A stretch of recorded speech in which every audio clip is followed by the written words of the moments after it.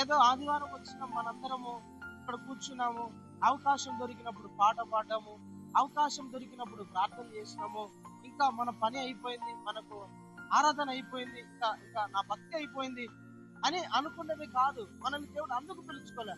ఏదో ఆదివారం కనపడు, ఆదివారం ఒక రోజు కనపడితే చాలే, మిగతా రోజులు నీ పని నువ్వు చేసుకో, ఆదివారం 2 గంటలు బరువుగా వచ్చి అని ఆ దేవుడు మనల్ని అట్లా ఎన్నుకోలే. దానికోసం కాదు దేవుడు మనల్ని పిలుచుకున్నాడు. ఏదో 2 గంటలు ఇక్కడ కూర్చొని పోతామని కాదు దేవుడు. లేదంటే ఏదో 1 గంట సేపు ప్రార్థన చేసుకొని ఇంట్లో, సరే ప్రభా ఇంకా చాలే ప్రభా, ప్రార్థన చేసుకున్నా కదా, 1 గంట సేపు బైబిల్ చదువుకున్నా కదా, ఇంకా చాలే ప్రభా అనుకోవడానికి కాదు మనల్ని దేవుడు. నిన్ను నన్ను దానికోసం కాదు పిలుచుకున్నాడు. దేవుడు ఎందుకోసం పిలుచుకున్నాడు తెలిసిన? నశించిపోయే వాళ్ళను రక్షించడానికి.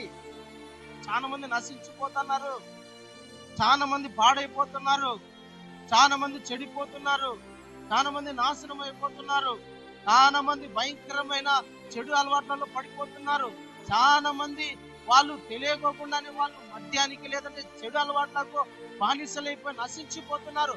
విగ్రహారాధనలోని భయంకరంగా చేయరాని పాపం చేసి నశించిపోతున్నారు. అలాంటి నశించిపోయే వాళ్ళ దగ్గరికి మనం వెళ్ళి రక్షించడానికి నిన్ను నన్ను ప్రభు ఎన్నుకున్నాడు.